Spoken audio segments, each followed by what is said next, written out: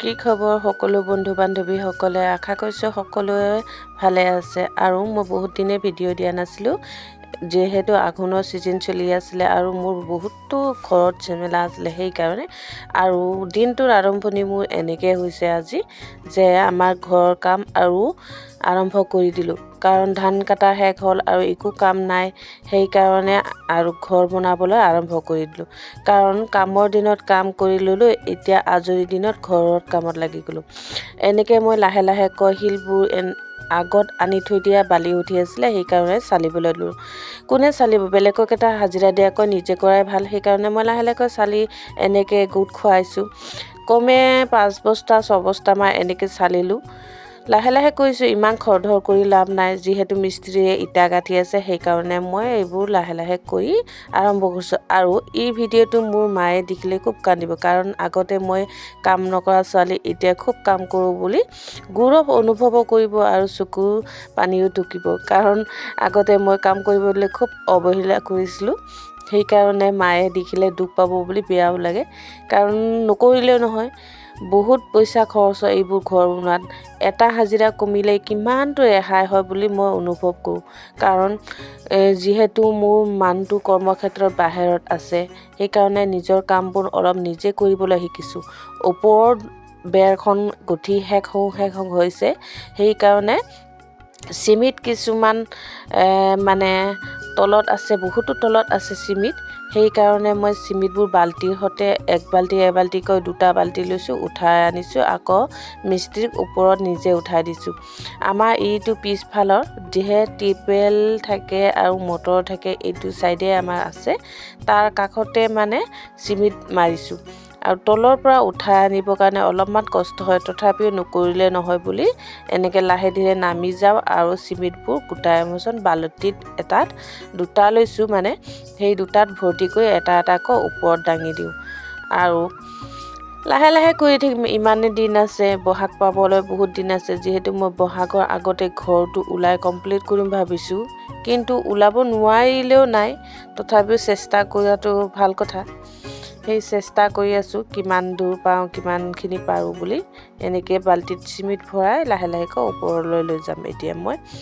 চিমিট শেষে হ'বলৈ হ'ল আৰু ব্যৱস্থা মাৰিম বুলি ভাবিছোঁ চিমিটটো মই নিজে মাৰি ননো কাৰণ উঠাইহে দিওঁ চিমিট মাৰিবলৈ মই নেজানো বালি চিমিট এইবোৰ আনিব পাৰিম কিন্তু মাৰিব নেজানো সিহঁতে মোক মাৰি দিয়ে আৰু মই এনেকৈ বেলচাকৈ লাহেকৈ উঠাই বাল্টিত ওপৰলৈ লৈ যাওঁ কষ্ট হয় কষ্ট নোহোৱা নহয় চব কামতে কষ্ট কৰিলে ফলটো ভাল পায় সেইকাৰণে ময়ো লাহে লাহে কৰিবলৈ আৰম্ভ কৰি দিছোঁ আহকচোন আপোনালোকে মোৰ ঘৰটো অলপমান দেখাওক আপোনালোকক ভুল হৈছে আপোনালোকে কৈছোঁ আপোনালোকক মোৰ ঘৰটো অলপমান দেখাওক আৰু এইটো হৈছে মোৰ পুৰণা ঘৰ সেইকাৰণে বেৰবিলাকখন লেতেৰা দেখিছে তাৰমানে বৰষুণটো এনেকৈ পৰে যে বেৰত পৰে মাটি ঘৰ সেই বেৰবোৰ এনেকৈ হৈ যায় আৰু মোৰ ঘৰটো কেনেকৈ লাগিছে আপোনালোকে কমেণ্ট কৰিবলৈ নাপাহৰিব ডিজাইনটো বেয়া তথাপিও ঘৰ হিচাপে নিজে চেষ্টা কৰিছোঁ বনাবলৈ বাহিৰত থাকি ঘৰ বনোৱা কথা মুখৰ কথা নহয় যিমানে কষ্টত চলিবলৈ পাইছোঁ সিমানে ঘৰটো বনাবলৈ চেষ্টা কৰিছোঁ কাৰণ এটকা দুটকা খৰচ কৰিয়ে এই ঘৰটো আজি 2 বছৰ ধৰি বনাই আছোঁ 3টা কোঠালি বহুত ডাঙৰ সেইকাৰণে অলপমান টাইম লাগিছে আৰু কাম কৰিলেহে পইচা পায় আমাৰতো কোনো চাকৰি নকৰে সেই কাম কৰি ঘৰ বনালে যিবোৰে কাম কৰি ঘৰ বনায় সেইবোৰে গম পাইছে কেনেকৈ বনায় কিমান কষ্ট হয় সেয়া মই ইটাবোৰ তলৰ পৰা ককা এজনক এনেকৈ ছাইডত আছিলে মই মাতি আনি ইটাবোৰ ইফালে দিব দিলোঁ আৰু মই ইটাবোৰ ধুই ভিতৰলৈ সোমালোঁ এতিয়া চিমিটৰ তলত পৰাখিনিতো এনেই পেলাই দিব নোৱাৰোঁ সেইকাৰণে হাতেৰে তোলোঁ বুলি হাতেৰে তুলিব লাগিছোঁ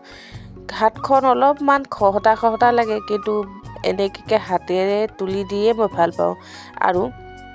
ওপৰৰ পৰা মিস্ত্ৰীকেইটা চিমিট পেলাই দিছে মাথাত কালিতো মাথাটো ধুইহে লৈছোঁ মানে চুলিখিনি ধুই লৈছোঁ আকৌ লেতেৰা হ'ব বুলি মই এনেকৈ ছাইড হৈ আহি আকৌ আৰম্ভ কৰিছোঁ চিমিটবোৰ পেলনি নেযাওক বুলি এনেকৈ হাতেৰে লাহে লাহেকৈ উঠাইছোঁ বহুতো চিমিট এনেকৈ তলত পৰি গ'লে নষ্ট হয় কাৰণ সদায় যদি এনেকৈ যদি পেলাই থাকোঁ বহুত চিমিট নষ্ট হ'ব বুলি মই লাহেকৈ উঠাইছোঁ কি কৰিবি দুখীয়া মানুহৰ কথা এনেকৈ চবটো অলপ ৰেহাই কৰিয়েইতো ঘৰখন আৰম্ভ কৰিছোঁ। আৰু চাওক তলৰখিনিৰ পৰা ওপৰলৈকে হৈ গ'ল এইখন দৰ্জাৰ ছাইডত আৰু তলত এনেকৈ তক্তা পাৰি দিছোঁ চিমেণ্টবোৰৰ কাৰণে।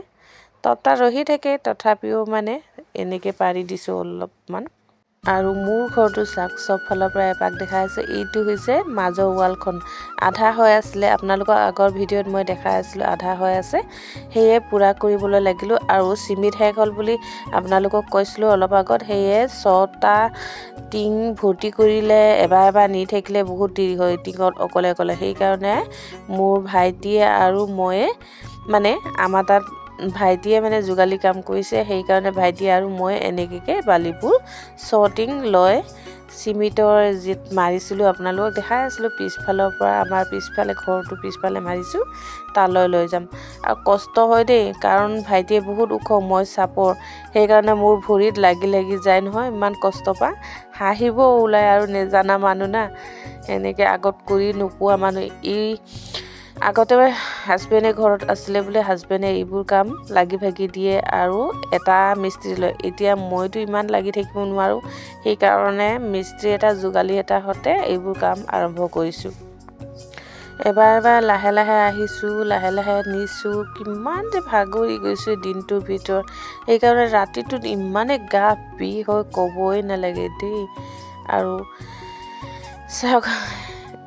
কেনেকুৱা ভাৰী এইবোৰ কাম কৰিবলৈ, কেতিয়াবা নিজে কৰিলে গম পায়, ক'লেনো ক'ত গম পাব, সেইকাৰণে ক'বলৈ বাদে দিছোঁ। আৰু চাওক এদিন সেই হাতেৰে ইমান জোৰত পেলাই দিছোঁ নহয়, হাতৰ পৰা বাৰিডাল পৰি গৈছে মোৰ। 6 টিং বালিত 1 বস্তা চিমেণ্ট দিছোঁ, 1 বস্তাও দিয়া নাই, তাৰে আধা থৈ দিছিলোঁ আৰু পিছত লগা হ'লে এনেকৈ বনাই ল'ম বুলি। মুঠতে 6 টিং বালি দিছোঁ, আধা বেগ চিমেণ্ট দিছোঁ। এনেকৈ ভাইটি আৰু ময়ে কি কৰিছোঁ, এনেকৈ বস্তাটো কাটি নেপেলাওঁ বুলি সূতাডাল এৰাবলৈ চেষ্টা কৰিছোঁ।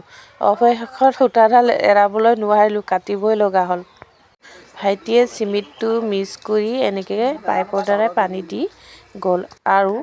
চাহটো দিবই লাগিব, দুপৰীয়া চাহ অকণমান নাখালে মনটোৱে বেয়া লাগে, সেইকাৰণে চাহপাত আনিবলৈ আৰু গাখীৰ আনিবলৈ দোকানলৈ গ'লোঁ। আৰু দোকানখনো আমাৰ ওচৰত নহয়, বহুত দূৰত যে, সেই অলপমান ভিডিঅ' কৰি গ'লোঁ আৰু মনৰ কথাবোৰ পাতি গৈ থাকিলোঁ আপোনালোকৰ লগতো। সেই কিমান দূৰত দোকানখন আৰু কি কয়, এয়া মই আনিলোঁ বিস্কিট, চাহপাত, গাখীৰ আনি দেখিছেনে, বিস্কিটটো এটা আনিছোঁ 10 টকা আৰু চিঙৰা লৈ আনিছোঁ, মোৰ প্ৰিয় বস্তু চিঙৰা আৰু ভাত বনাবতো লাগিবই। সিফালে চিমেণ্ট পানী দিয়া সোৱাদ লাগি মানে ইফালে ভাতকেইটা বনাই লওঁ বুলি পাকঘৰলৈ আহিলোঁ। আৰু লগতে মোবাইলটো চাৰ্জ নাছিলে, মোবাইলটোকো চাৰ্জ দিলোঁ। ইয়াৰ পৰা কেনেকৈ লাগে এই মাজৰ বেৰখন, আৰু পথাৰৰ পৰা অনা ধানখিনিতো আছেই মাৰিবলৈ, মেচিন আহিব লগা আছিলে, নাহিলে, তথাপিও সেনেকৈ জাপি থৈ দিয়া হৈছে। আৰু ইফালে আছে আলু ফ্ৰাই কৰি আছোঁ। মায়ে আমাৰ ধান মাৰি আছে ভৰিৰে, অলপ চলপকৈ মানে সাজ বনাব লাগে যে, নতুন সাজ, সেইকাৰণে ভৰিৰে এনেকৈ পকাই আছে। আৰু মাজৰ বেৰখন হৈ গ'ল, ছাইডৰ বেৰখন বনাই আছে। এতিয়া সন্ধিয়া হ'বলৈ হ'ল, তাত দোকান ফালে ঘূৰি আহিলোঁ আৰু সেয়া আলু আৰু মূলা কুটি ল'লোঁ। একফালে চব্জি বনাই আছোঁ, একফালে ল'ৰা কিতাপ চোৱাইছোঁ। আমাৰ ধনুৰ নৱোদয় পৰীক্ষা আহি আছে, আপোনালোকে আশীৰ্বাদ কৰিব যে মোৰ ল'ৰাটোৰ নৱোদয় পৰীক্ষা ভাল হওক বুলি। আৰু ল'ৰাটোক পঢ়াইও আছোঁ, চব্জি বনাই আছোঁ, মাজে শিকাই দিছোঁ, নিজে যিবোৰ নেজানে মোক সুধিলে মই শিকাই দিছোঁ। আৰু ভিডিঅ'টো ভাল লাগিলে লাইক আৰু শ্বেয়াৰ কৰিব, কমেণ্ট কৰিবলৈ নাপাহৰিব কেনেকৈ লাগিছে। এতিয়া সন্ধিয়া হৈ গ'ল, ভাত পানীও বনোৱা হৈ গ'ল আৰু হ'ব আৰু মুঠতে এতিয়ালৈ বাই বাই।